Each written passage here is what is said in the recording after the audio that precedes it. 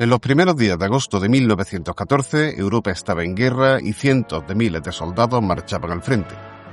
Previamente, el 28 de junio de ese mismo año, un joven estudiante nacionalista serbo-bosnio de nombre Gavrilo Princip, junto con sus compinches, habían asesinado en Sarajevo al heredero de la corona austrohúngara, el archiduque Francisco Fernando y su esposa, la duquesa Sofía Chotek, con la colaboración de la organización terrorista serbia conocida como La Mano Negra. El magnicidio había dado lugar a la conocida como crisis del mes de julio, a lo largo del cual el gobierno austrohúngaro había recibido el famoso cheque en blanco por parte del Kaiser alemán, prometiéndole su apoyo para acabar de una vez por todas con el problema serbio. Así las cosas, Viena emitió un ultimátum el día 23, sabedora de que contenía condiciones que el gobierno de Belgrado no podría cumplir de ningún modo, y el 28 de julio, un mes después de que se iniciase todo este proceso, comenzaron las hostilidades. La movilización rusa para auxiliar a su aliado en los Balcanes fue seguida de una advertencia por parte de Alemania, pero como no encontrara respuesta, declaró la guerra a la vez a Rusia y a su aliada Francia, poniendo en marcha el celebérrimo Plan Schlieffen, con el que se pretendía derrotar a este último país en unas pocas semanas, antes de que Rusia movilizase completamente sus fuerzas, evitando de este modo verse envuelta en una guerra en dos frentes. La negativa belga a permitir el paso franco de las tropas germanas arrastró a este pequeño país al conflicto, pero también a Gran Bretaña, que había asegurado su neutralidad ya desde el siglo XIX y formaba parte, además, junto con Rusia y Francia, a la Triple Entente. Los motivos de fondo eran mucho más numerosos: intereses económicos, tensión creciente debido a la carrera de armamentos, disputas coloniales, nacionalismo exacerbado, etc. El caso es que las grandes potencias se aprestaban para lo que se esperaba fuese un conflicto breve y glorioso que finalizaría antes de Navidad, pues para entonces se esperaba que los muchachos estuviesen de vuelta en casa. Pero no, el fracaso de las fuerzas alemanas a la hora de tomar París o envolver a las tropas enemigas en la primera batalla del Marne obligó a que éstas adoptasen posiciones defensivas en el terreno conquistado, estabilizando el frente occidental merced a una línea de 600 kilómetros de trincheras que iban desde la frontera suiza hasta el Mar del Norte, las cuales permanecieron prácticamente inmóviles hasta el final de la conflagración mundial. Había nacido un nuevo tipo de guerra, terrible como veremos para los soldados que la experimentaron, quienes hubieron de sufrir unas condiciones de vida penosas en un auténtico infierno de barro. Saludos amigos y amigas, esto es el Cervatillo Historia y en el episodio de hoy vamos a tratar la vida en las trincheras del frente occidental durante la Gran Guerra.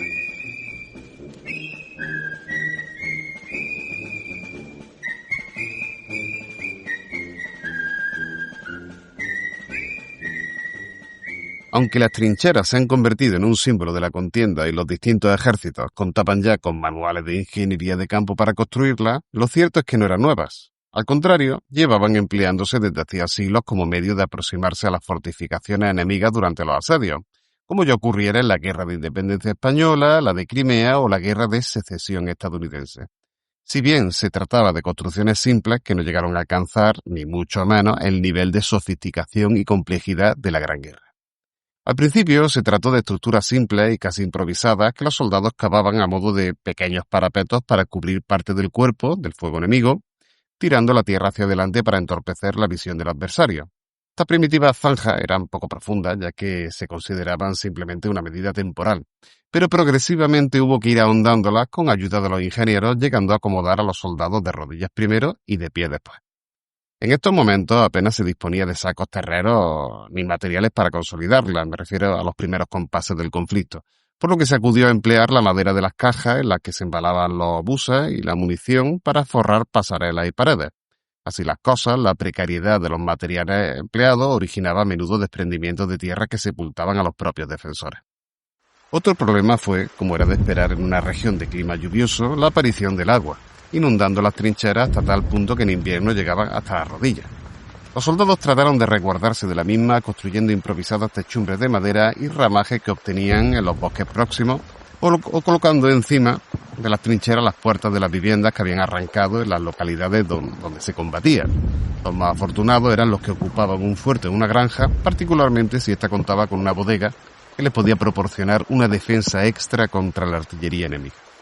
De todos modos, como ya he referido, esto no es óbice para que estuviesen chapoteando buena parte del día en el agua, sufriendo el conocido como pie de trinchera. una dolencia que generaba la aparición de severos dolores y un edema rojo debido a la combinación del frío y la humedad que ablandaban la piel causando la herida e infección del tejido, que de no tratarse al tiempo, pues desgraciadamente degeneraba en gangrena, requiriendo la amputación del miembro. En uno de sus artículos, el famoso corresponsal de guerra británico Philip Gibbs lo describía del siguiente modo: después de permanecer día y noche de pie en el cieno con las botas o las polainas de campaña, los hombres perdían totalmente la sensibilidad de los pies. Los pies, tan fríos y húmedos, al principio se les hinchaban y después quedaban muertos, y de pronto empezaban a arder como si los tocaran con atizadores al rojo vivo. Cuando llegaron los relevos, muchos hombres no podían regresar a pie a las trincheras, sino que tenían que ir a gata o tenían que llevarlos sus camaradas a cuestas. Así vi a centenares de ellos y a medida que se prolongaba el invierno, a miles. Los brigadieres y los generales de división se desanimaban y maldecían la nueva dolencia que afectaba a sus hombres. El dolor era un martirio, como el de los hombres atados a haces de leña encendidos. No obstante, en unos meses las trincheras dejaron de ser simples zanjas para convertirse poco a poco en estructuras complejas y permanentes que se excavaban a la profundidad necesaria para cubrir la cabeza de un hombre alto, siendo algo más ancha en su parte alta que en la base. En el lado próximo al enemigo se habilitaba también un escalón de tiro para que las tropas disparasen con un reposacodos en el borde de la zanja, asegurando también de este modo la estabilidad en el disparo, y una caja de municiones a su alcance bajo los pies. Como muestra la fotografía aérea de la época, las trincheras de la primera línea no se excavaban en largos tramos rectos, sino con un trazado zigzagueante o en cremallera, con la finalidad de reducir el efecto de las explosiones de obuses y granadas, así como los fuegos de enfilada, es decir, los realizados desde un flanco de modo que batieran toda la trinchera. Con el paso del tiempo se fueron perfeccionando para cubrir las diferentes necesidades de sus ocupantes. Así se habilitaron refugios subterráneos para protegerse de los proyectiles enemigos, aunque estos presentaban el peligro de que, si se desmoronaban, pues atrapaban también a los soldados bajo los escombros, algo que sucedió en numerosas ocasiones. También se habilitaron fosos para ametralladoras, puestos de socorro, búnkeres de mando y las necesarias letrinas. Frente a las trincheras se colocaban asimismo alambradas sujetas por postes con el objetivo de dificultar los asaltos de las tropas contrarias.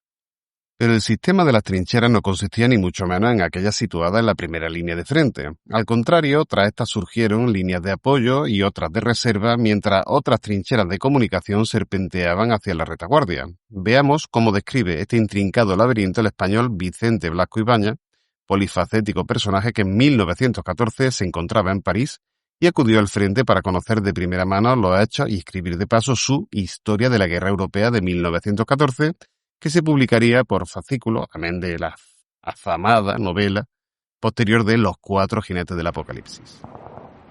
No damos más de 20 pasos seguidos en la misma dirección. El compañero que marcha delante desaparece a cada momento en una revuelta. Los que vienen detrás jadean y hablan invisibles, teniendo que apresurar el paso para no perderse. En ciertos lugares hacemos alto para reconcentrarnos y contarnos por miedo a que alguien se extravíe en una galería transversal. Luego reanudamos la marcha y el que va detrás da prisa al de delante, lo mismo que si le acosase un peligro por la espalda. El suelo es resbaladizo en algunos puntos.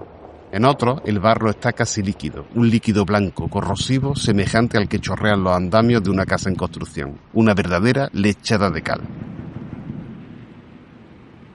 De este modo, la defensa se transformó en una zona en lugar de una simple línea comunicada por cables telefónicos para poder dar órdenes.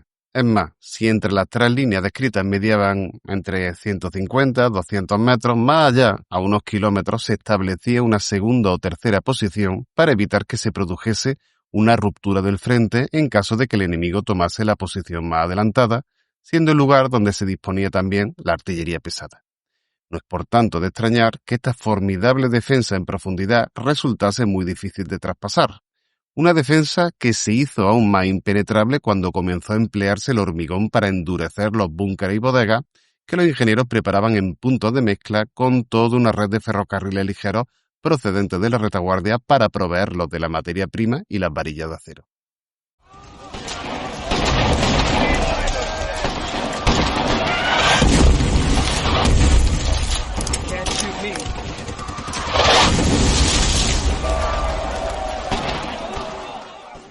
¿Qué tácticas emplearon los contendientes para superar estas poderosas defensas? Pues la respuesta, aunque parezca increíble, fue casi hasta el final de la guerra siempre la misma. Es decir, había una falta total de imaginación. Se comenzaba con una preparación artillera bombardeando las posiciones enemigas sin apenas efectos, salvo, eso sí, desquiciar a los pobres soldados, seguida de oleadas de hombres tratando de asaltar infructuosamente a la bayoneta la posición del adversario. Y es que el nutrido fuego de artillería y ametralladoras provocaba a menudo espantosas carnicerías tras las cuales los cuerpos de miles de muchachos jóvenes quedaban insepultos, atrapados en los socavones del terreno o la alambrada de la tristemente conocida como Tierra de Nadie, la franja de la muerte que separaba ambas líneas de trinchera. Lo que es más, si por algún casual sorprendían al enemigo y tomaban la primera posición, lo normal es que éste organizase rápidamente un contraataque desde las líneas posteriores para recuperar el terreno perdido, de modo que la ganancia, en el mejor de los casos, era bastante efímera. Las cifras son pavorosas. En enero de 1915, las autoridades militares francesas calculaban que, para conquistar una trinchera defendida por una guarnición armada con fusiles, se requería un número 12 veces mayor de hombres que de defensores, y que las bajas de los atacantes serían 11 veces mayores que las de sus oponentes. Si estos, además, contaban con ametralladoras, habría 14 bajas, nada más y nada menos, de los atacantes por cada uno de los suyos. De nada sirvieron los mencionados obuses y bombas de metralla, ni tampoco las nuevas armas que se crearon para superar el sistema de trincheras. Los lanzallamas tuvieron un efecto sorpresivo al principio, vertiendo chorros de fuego que aterrorizaban a los defensores, pero los tiradores tomaron nota pronto de dónde debían disparar para convertir a su portador en una verdadera antorcha humana. Los lanzagranadas y morteros para efectuar tiros parabólicos tampoco se demostraron muy eficaces.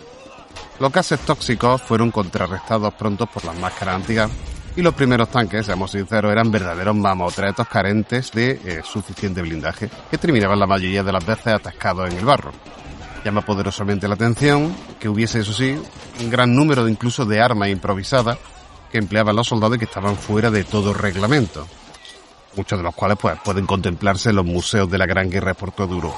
Por ejemplo, las mazas de asalto, compuestas por pelotas de polo y balas, a las que se añadía un mango, o bien simplemente un palo rodeado en su punta con alambre. En otras ocasiones, los soldados se lanzaban al asalto con una pala afilada, mucho más práctica que la bayoneta, que a menudo se quedaba atrapada en el cuerpo de un soldado enemigo, y un puñado de granadas.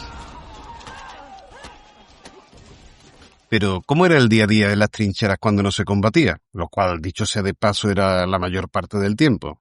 Pues, aunque en las películas de la Gran Guerra se nos muestran ofensiva y bombardeos incesantes, lo cierto es que la vida en las trincheras era bastante monótona y, por lo general, los soldados obligados a servir en las mismas desarrollaban rápidamente lo que se conoce como la actitud de vive y deja vivir, consistente en dejar pasar el tiempo sin tratar de terminar con el enemigo para que éste no tomase represalia.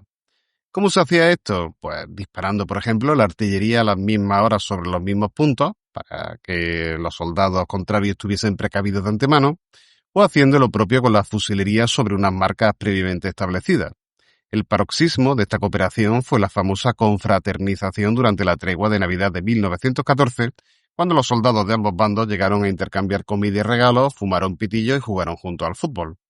Ni que decir tiene que estos gestos crearon un espanto entre los altos mandos militares, por lo que fueron radicalmente prohibidos y perseguidos, pero nos pueden dar una idea del espíritu que imperaba en las trincheras. Por lo demás, la jornada de un soldado, salvo cuando se preparaba una ofensiva, comenzaba con una alerta, pues el amanecer era, junto con el anochecer, el momento en que más comúnmente se producían los ataques enemigos, y por lo tanto todos ellos se apostaban en ese momento junto con los centinelas del turno de noche en posiciones defensivas. Posteriormente, una vez que pasaba ese momento de tensión, se pasaba a una inspección matutina de la guarnición y todo el mundo se ponía manos a la obra con sus tareas cotidianas, salvo los miembros del nuevo turno de guardia, que pasarían el día observando desde la seguridad de sus grandes y rudimentarios periscopios si había alguna novedad en el frente, para que ningún traicionero francotirador apostado a cientos de metros de distancia les volase la cabeza de un disparo. Luego comenzaba la hora del desayuno. En caso de que la situación fuese de calma, el rancho para la guarnición llegaba desde las cocinas de campaña situadas en la retaguardia, siendo un poquito más variada. A diferencia de lo que ocurría en la retaguardia, donde la población civil pasaba estrecheces y estaba sometida a las cartillas de racionamiento, los soldados disfrutaban, en teoría, al menos sobre el papel, de una dieta más abundante que cubría un gasto energético de unas 4.000 kilocalorías diarias. Esta incluía pan, jamón, queso, verdura y té en el caso de los británicos, y patatas, verduras, galletas, chocolate y café en las trincheras alemanas. Es más, para levantar la moral de la tropa solían repartirse de vez en cuando cigarrillos y bebidas alcohólicas, tales como vino para los franceses, ron para los ingleses y licor para los alemanes. Pero a menudo la realidad era bien distinta, pues en caso de que hubiese bombardeos, los soldados de primera línea habían de conformarse con encender un pequeño hornillo, en caso de que se les permitiese, alimentándose a base de comida enlatada. En otras ocasiones llegaba fría y sucia, por lo que los hombres no la ingerían directamente. Durante los combates no era extraño, pues, que se pasase hambre y se cazasen incluso gatos, tenidos por liebres, o se realizaran incursiones a granjas cercanas para robar los animales, mortificando de paso a los pobres paisanos que se veían privados de su sustento.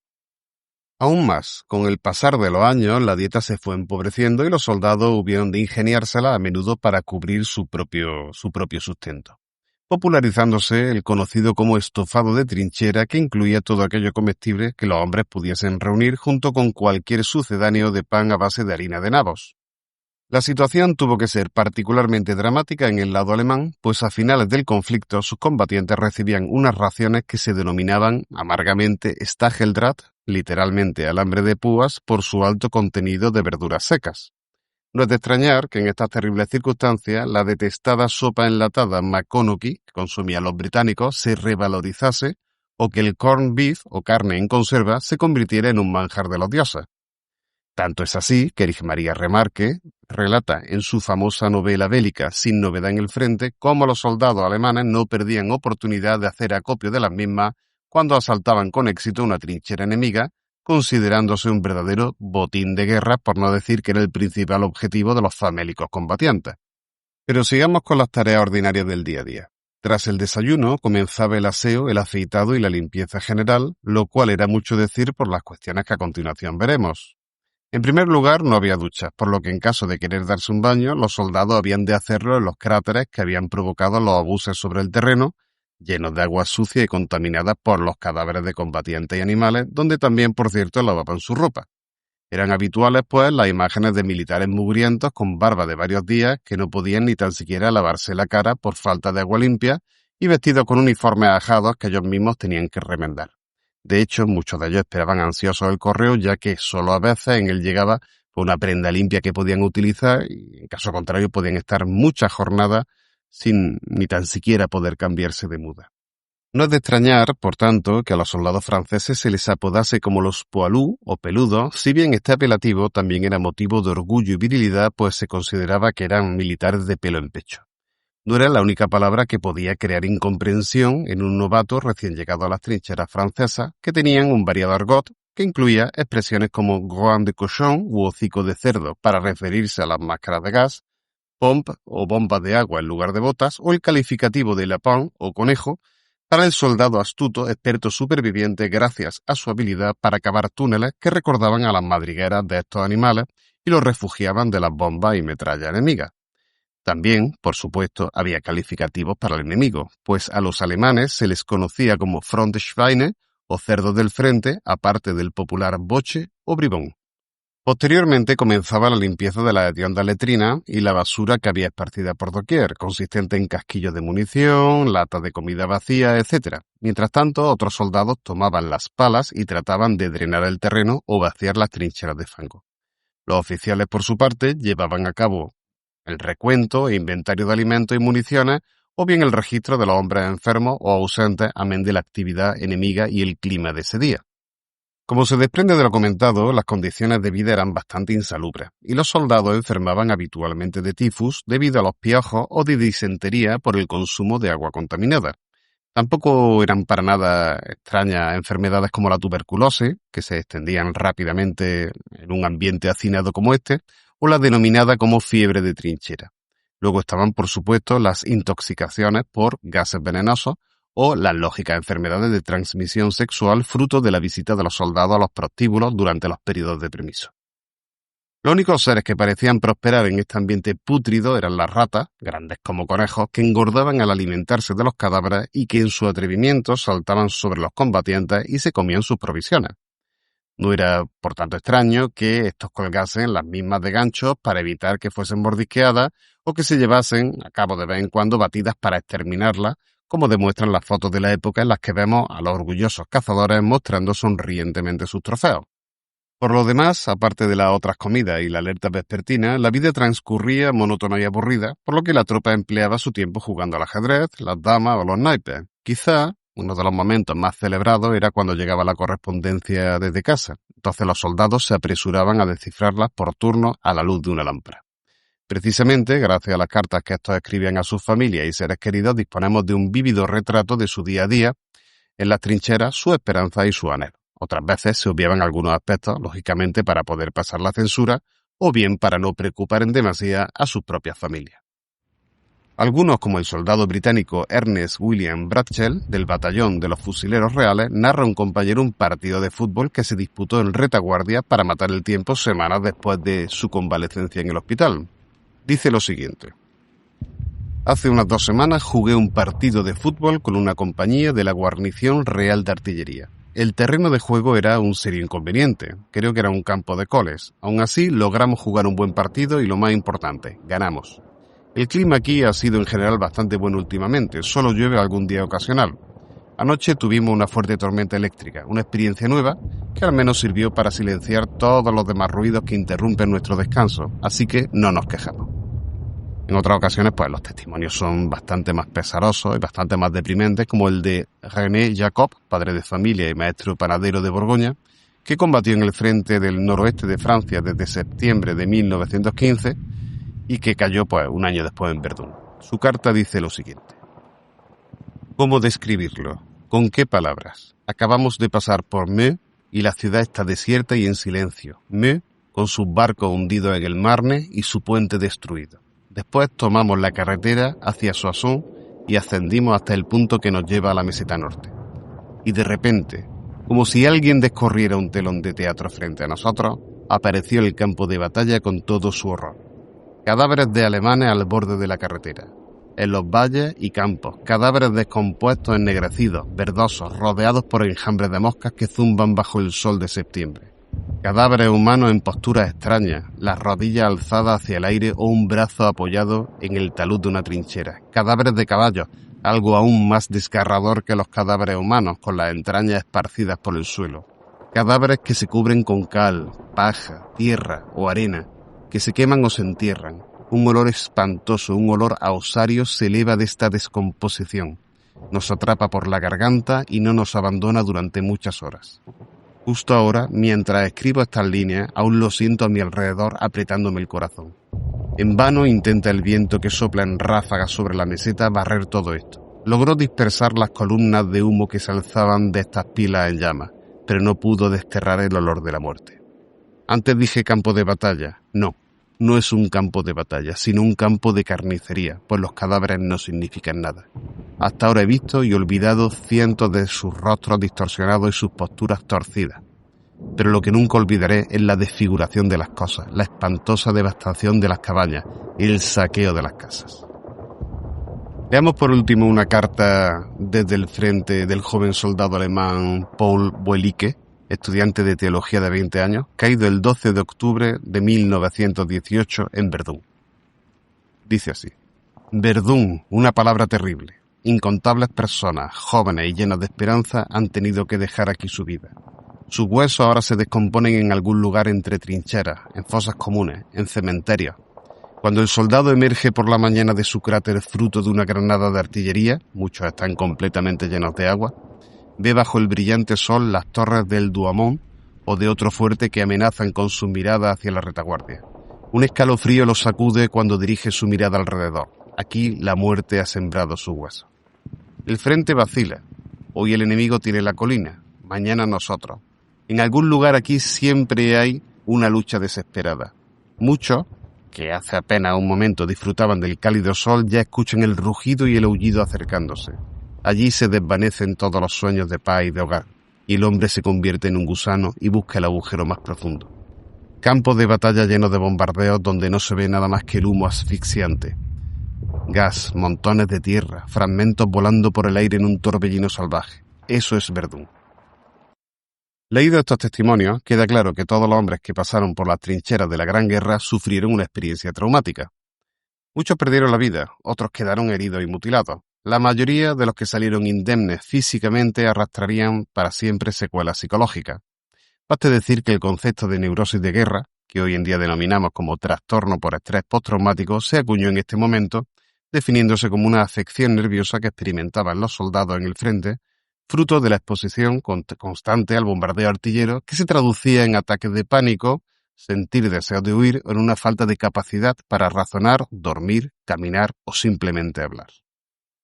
No resulta sorprendente, pues, que cuando los soldados disfrutaban de unas semanas de permiso y podían volver a casa gracias a las llamadas norias o rotaciones, menos habituales por cierto entre los germanos debido a la escasez de hombres, se sintiesen completamente alienados.